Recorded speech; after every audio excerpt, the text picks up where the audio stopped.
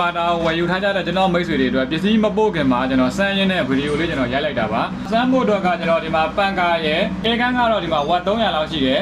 ဒီ dryer ကတော့အပြည့်ဖုံးမယ်ဆိုရင်ဝတ်2000လောက်ထိရှိတယ်အဲ့တော့ကျွန်တော်ကလေပဲဖုံးမယ်လေပဲဖုံးမယ်ဆိုလို့ရှိရင်သူကဝတ်400ဝန်းကျင်လောက်ရှိလိမ့်မယ်အပြာတိုင်းဖို့အတွက်ဒီမှာကလပ်မီတာဒီမှာကျွန်တော်ချိတ်ထားတယ်ပန်ကာကိုကျွန်တော်ဖွင့်လိုက်မယ်ဒီမှာ5 ampere လောက်ထိဒီမှာတက်တယ်ကျွန်တော်ဒီ dryer ကိုလည်းကျွန်တော်ဖွင့်လိုက်မယ်เนาะဒီမှာ dryer ဖွင့်လိုက်ရင်ဒီမှာ ampere တက်တယ်ဒီမှာ32 ampere လောက်ထိတက်တယ်အဲဒီတော့ကျွန်တော်ဒီ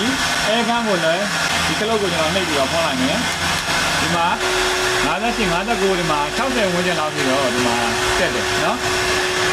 ဒီ inverter ကအများဆုံးဒီမှာ800ဝတ်ထိအသုံးပြုလို့ရတယ်ဒီဝါဆိုင်ဝေးထွက်တဲ့ inverter 60 ampere လောက်ထိကျွဲနေတာဖြစ်တဲ့အတွက်ဒါဝါ900ကျော်800ဝန်းကျင်လောက်မှာအခုကငါဒါကျွဲနေတယ်ပေါ့နော်ကျွန်တော် MS128DOD ဆိုတဲ့ဒီဒီဝါဆိုင်ဝေး inverter လေးဖြစ်ပါတယ်ဒီဒီဝါဆိုင်ဝေး inverter လေးကိုဒါအခုအတွက်အသုံးလို့ပဲဝယ်ယူခြင်းနဲ့ဆိုရင်ကျွန်တော်ဒီမှာပြထားတဲ့ဒီမှာဆက်သွယ်ပြီးတော့ဝယ်ယူလို့ရပါတယ်